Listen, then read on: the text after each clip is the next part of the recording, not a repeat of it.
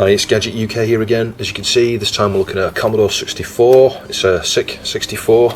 I need to stick that down still. That's one thing I haven't done, but yeah, it's had a few repairs this actually, including the control key. The control key was broken, as you'll see in a minute. So you know, I'm filming the introduction part here at the end actually, just because I got too enthused to just get on and repair it and forgot to record an intro. So I'll show you the cover and letter in a sec.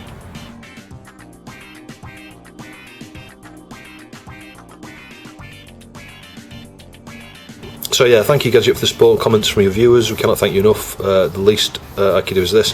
He says, you have the C64 that I never started to diagnose, the cased one. Now, you know, it's really nice actually, the cased one, I'll show you, but to be honest, I'd rather send these both fixed back to these guys. They can always keep it as a spare or sell it. Thank you and keep up the good work. And Big Nuts and the Horse. Yeah, no worries guys. Fantastic channel, like I say, check them out. So I've got you connected up to the screen here, and this is with the carts. As you can see, we get weird graphic issues there and just a black screen. So I'll switch it on without a cart in initially. There you go. So that's a huge clue there, right at the very start there, out of memory. So yeah, it's going to be a RAM fault of one kind or another, either a faulty RAM or a PLA issue or something like that. Probably the RAM, I would think. So we'll check the voltages anyway. I'll show you where you would check for the clock, and I'll evidence that with a logic probe actually. But beyond that, I think what I'm going to try then is to piggyback the RAM actually, a chip at a time, just to see what difference that makes.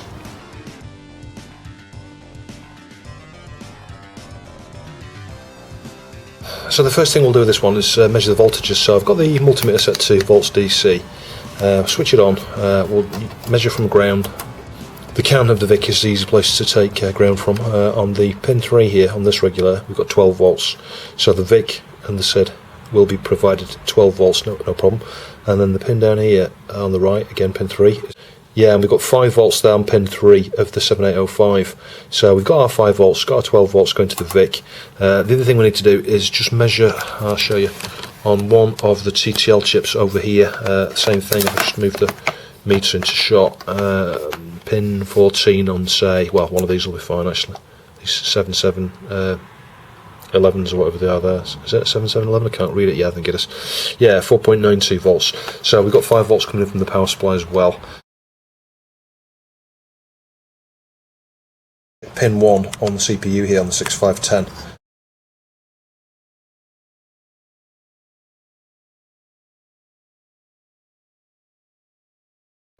So this is with the U21 not piggybacked, and I'll just show you what happens when I piggyback that chip. So there's U21 piggybacked. Can you see? It's much better. There's just a couple of little corruptions there. It still doesn't. Oh, it started. That's amazing. It didn't start a minute ago. Maybe it is that chip then. I suspect maybe another chip's faulty. Yeah, you see we got a false positive though. It started, then it didn't. That's interesting. So we may have another RAM fault, but you see those two corruptions there indicate to me that it's still an issue. Now, it could be because the chips are fighting amongst each other, so the fact that it's actually looking an awful lot better with that one chip piggybacked. Yeah, so it's this chip here, U21. So I'm going to, I'll just pull it off. Yeah, all you've got to do is spread the legs a little bit and then just try and just ease it over, just make sure it's snugly, you know, gripping both sides. So I'm going to swap that chip. I'll get a socket on there. We'll try, you know, the replacement in here, and just see whether it makes any difference without the, you know, this one on there, which is clearly, you know, clearly got faults. It may then perform normally. We may find that there are no other faulty chips on here. So just using a cheap 15 watt iron here, and as a solder pump, just give each pin, you know, a couple of goes with the pump there, and then I'll brush it down, inspect both sides. Just make sure the pins are freed up. You know, you can give them the flick test, as I've talked about in other videos. That's going to need a bit of solder and flux on that pin actually, just because I think that's like a supply rail. You can see there's a rail there. There we go, it's flowing a bit better. Yeah, give them the wiggle test, inspect them, just make sure all the solder's removed, and then it should come off hopefully. We'll get a socket on.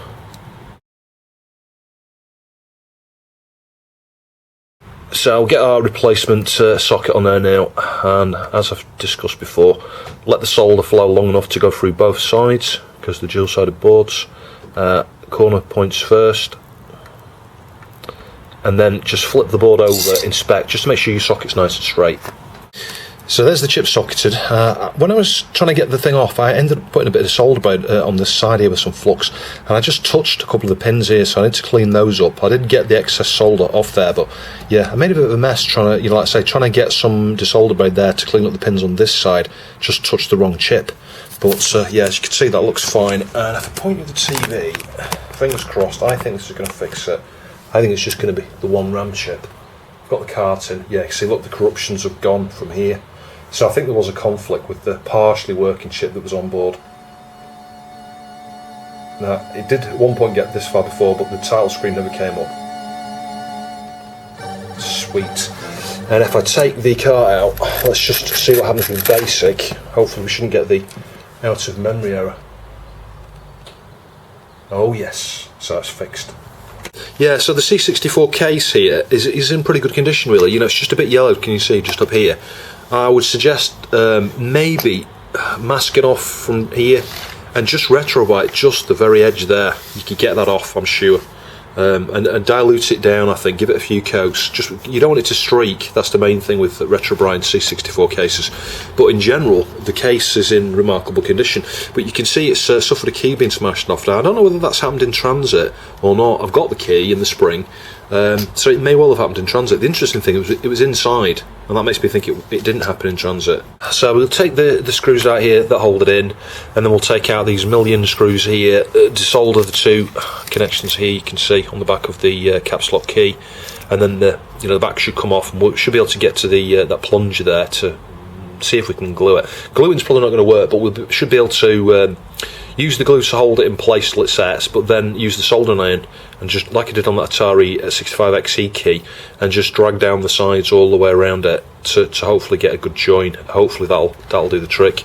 You can see the LED here, it's missing a couple of the wires, they've been just trimmed off. So I'll get a red and black wire and extend this so it's long enough to go to the board, and see if I can find some sort of suitable connector to be able to plug the power LED in with. Right, that's all the screws out. What I would say about these ones is just push it through and just do that, and the tape will sort of hold it. You can see I've not had to remove those 4 screws, they'll just sort of sit in place like that. That's one out. That's 2 out. So I may as well clean these up with IPA while I'm here as well, just a gentle wipe. You don't want to wipe this black stuff off, it's supposed to be there. As I said in the previous video, someone on a C64 repair video thought this was dirt and scratched the whole lot off until it was down to bare copper. Don't do that. So I just need to find that faulty key, and it's this one. Yeah, it's this one here. So we'll just try see if I can pull it out from this side. Actually, yeah, it might be easier just to try and push it from the other side. There we go. That's how. So you can see. So you can see what's happened there. The surface has just broke off. Yeah, I'm not sure whether I'm going to be able to join that back up or not. We'll have a try though. Yeah, the problem here is the plus part is stuck in there, and you can see it looks a bit shiny, so someone's tried to super glue that previously. So the question then becomes, how do you actually join it back up? You know, because if I melt this with a soldering iron here, I can't get this back on. I might then be able to pull it out if it's making a good hold on there, but the super glue may have complicated things. If the super glue's, holding it into the thing here, that could be an issue. There's not enough there to bite with some pliers or something. I could try and lift under there, but I might break it further. This is the problem with this. It might need a whole new key cap and a new plunger. I don't think that's going to come out, to be honest. I just think I'm going to break it. I just think I'm going to break it further. So yeah, I'm not really sure what to do with that at this stage. See, I can put the iron down there and heat it so it joins back up. Yeah, I'll tell you what, we could try that. We could try that. What we can do is put the key back in. Yeah, what we can do is put the key back in here, put the cap on the other side, then push the iron down and try and join it that way. yeah, that might work. So let's give that a go. Obviously, I need to get the spring in. Yeah, this is one of these things that once you've done it, it's never going to come back off again until you break it. But you could always do that. You could always just snap it off and put a replacement on. So there's nothing lost by trying this, I don't think. We can only try. We can only try, I guess. So let's get the spring in place. Oh, this is going to be tricky. I'll tell you what, let's put the plunger through first. I've got to get this right way because, yeah, it's got to go that way, hasn't it? So the key's going to be like that there. Yeah, the plunger wants to go like that. So we'll get the spring on, get the key on, hold the key from the underside. This is going to be super difficult to do, it really is. Yeah, and then I need to sort of press it down, hold the key, press it down, hold the key firmly in the right place here, and then touch the iron. This is yeah, this is the chances of this working is pretty slim to none, but we'll yeah, we'll give it a go.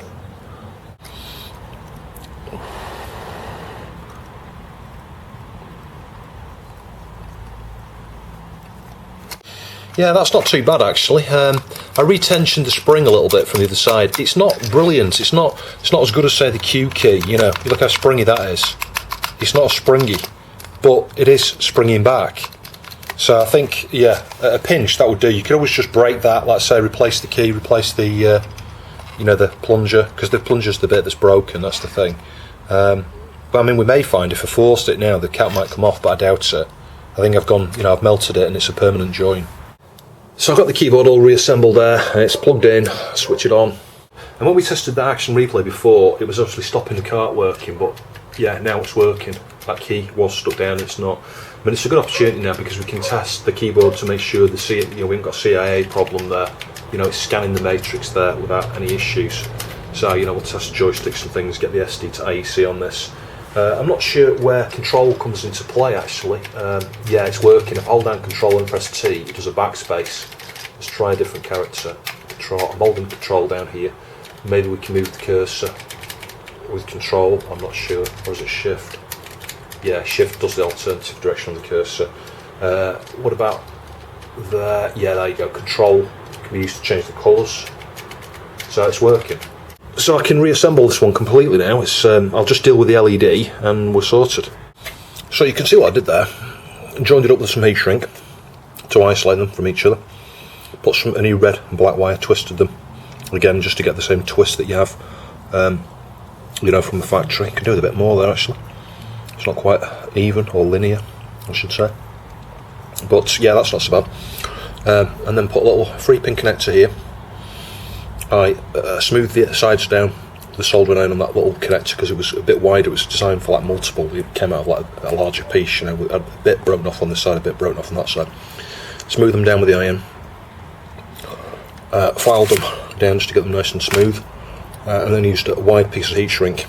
Now the middle pin is ground, and I checked that on the board, but it kind of stands to reason. And then either of the outer pins are plus whatever, you know, a couple of volts. Well, just enough to light the LED. So it doesn't matter which way around you get it. That's the nice thing about the way they designed that. So that's fine. I mean, it's, you know, it's not as good as the original, but that should do the trick. So we'll get the keyboard back in there. We'll stick a bit of Captain tape over there. It doesn't really need it, but it did have kind of like a bit of that type of tape there to start with, just to isolate the connections. So we'll just get the screws in. Don't over tighten these screws because they will break. And try and do opposite ends of things as well, just to even you know, the torque distribution as you tighten these up. You don't want to cross thread any of these. The screw mounts break super easy actually in the C64 cases. So the other thing I did quite a while back actually was these screws bugged the hell out of me actually. You know, you buy C64s and they're missing lots of screws, you know, and this only had about 3. As you can see, it's got screws all the way around now. What I did is I got the schematics, well, the service manual for the bread bins here, and it does mention in the parts exactly the right size of screws there, and I ordered some. And you can see, let's say I've gone round and replaced all the ones that were missing. I think there was like one there, but you can see it was missing one here, it was missing down here, it was missing there was loads missing. So it's complete now. The nice thing with this one, it's got the shielding as well. You know, this thing here, they don't generally have these on anymore. I've not seen one like that in years. We'll give this a bit of white with some IPA just to make sure it's clean. But I can yeah, just get the lid back on now. So connect the keyboard up over here and carefully slide that on. So then down here now, this, let's say, can go on either way as long as you get the centre pin in. There we go. Put the lid back on, chuck the wire in, and we're all done. And again, we'll just let it go through on dead test again, just to make sure this one's okay as well. Yeah, it's testing the colour RAM. This is where we get the white screen. So yeah, if you've got a dead test card and you get this white screen here, don't be alarmed that it stays white for a period of time. That's all normal. We'll just wait for the sound test, and then we can just get on testing a few games on this system.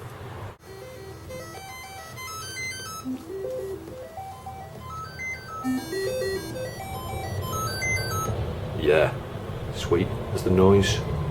Probably can't hear it because that lorry going by, but yeah, that's working fine. So we'll get some games booted up, I think. Maybe on the SD to IEC, or I might just get the Ultimate 2 connected actually. Yeah, this was a game that was recently on RRG actually.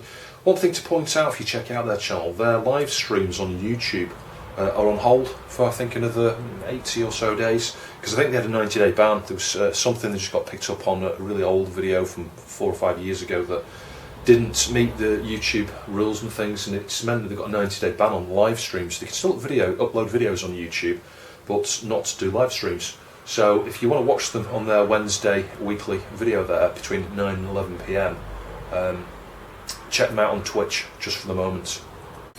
Looks like joystick port 2, isn't it, I think? Yeah, there we go.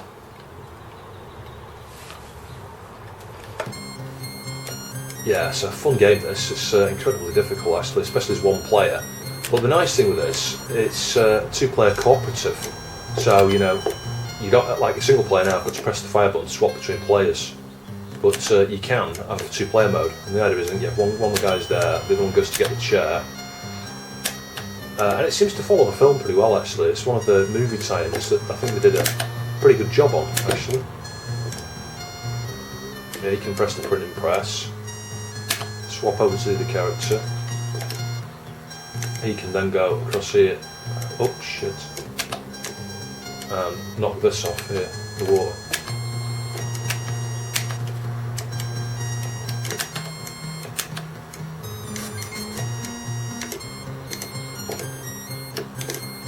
It's incredibly hard trying to fall down that hole, I have to admit.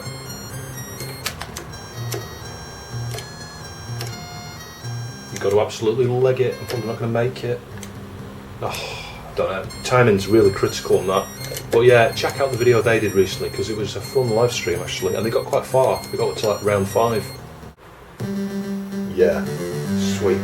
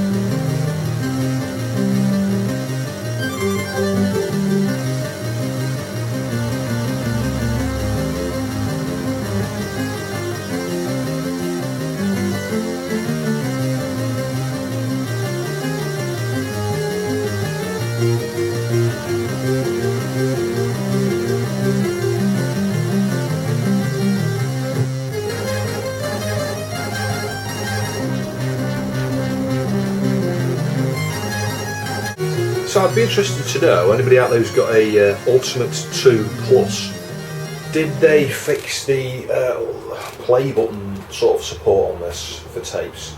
Does it simulate the play button being pressed? I've no idea.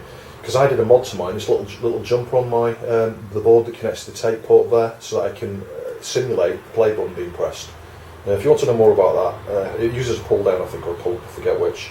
Yeah, check out my 1541 Ultimate 2 video. The very last 2 or 3 minutes of that video I talk about the issue there, but with this particular game, the copy protection will stop the game starting when you load from tape via the Ultimate 2. So I'd just be interested to know, let's say, if you know below, can you load the tape version from the Ultimate 2 Plus without doing a mod? And as you can see, that's working fine. The way my Neo Geo stick works is the B button looks upwards, so you can use B for jump, actually in some games, and C and D go left and right. Yeah, so that didn't confuse me. Obviously it's just a single button.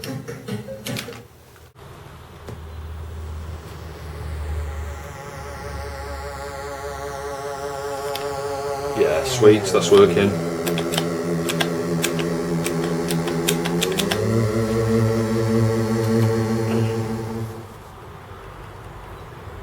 Sorry, it's a bit over bright in here today. The main thing is just to show it working, really, rather than a fantastic quality picture. Yeah, so you can have C64 music, new sound effects, new music and sound effects.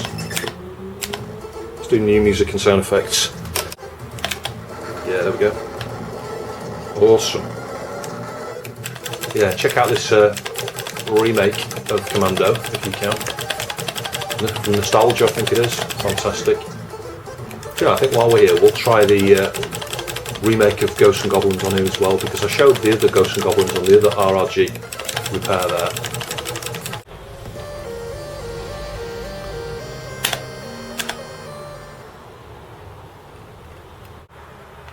Yeah, so again, this is a Nostalgia remake as well. Again, sorry it's over bright,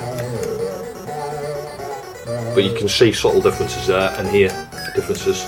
Title music's different, but the original music has been retained within here. They've just got different tracks for different levels, which is quite nice. It's just a lot nicer.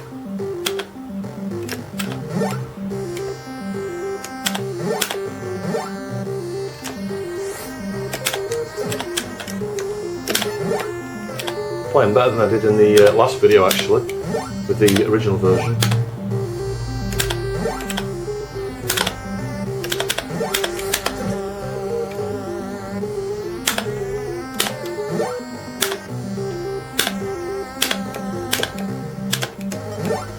Yeah, this thing's a bit harder, I think. Oh, I managed it. Wow, fantastic speech that. Very impressed. Let's go. Oh, that as well, yeah, amazing.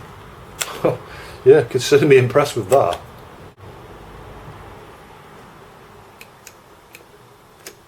I think I first saw this on Miss Mad Lemon's channel, actually.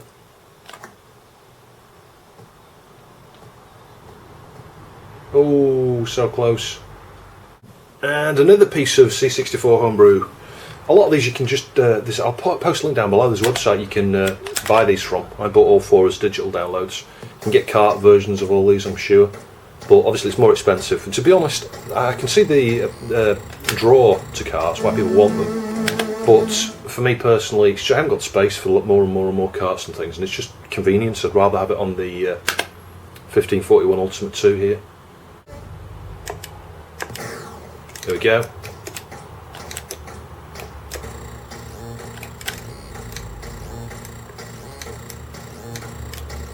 Sweet. So it's kind of like, it reminds me of Space Pilot, but it's like absolutely rapid pace with fantastic music. Awesome. And I think the screen colour changes there, the border, just to indicate your strength, your health. Wow, difficult. Fantastic fun though. So what I thought we'd do with that label there is just lift this very gently and get a piece of double-sided tape under there. And it's going to be easier said than done, this. Yeah, so just make sure that's tucked in, because we don't want anything overhanging, and then press it down. There we go, that's flat, that shouldn't come up again now. 4.7 volts there, 1.8 roughly. It fluctuated a bit. So that's dirty connections actually on the power in and on the switch. So I'll just get some contact cleaner into those, switch it off and on several times, stick the DIN in and out of the slot a good 10 to 20 times, and we'll just see, but I think that should raise that voltage from 4.7 back up to about 4.85, 4.9, something like that, maybe a bit more.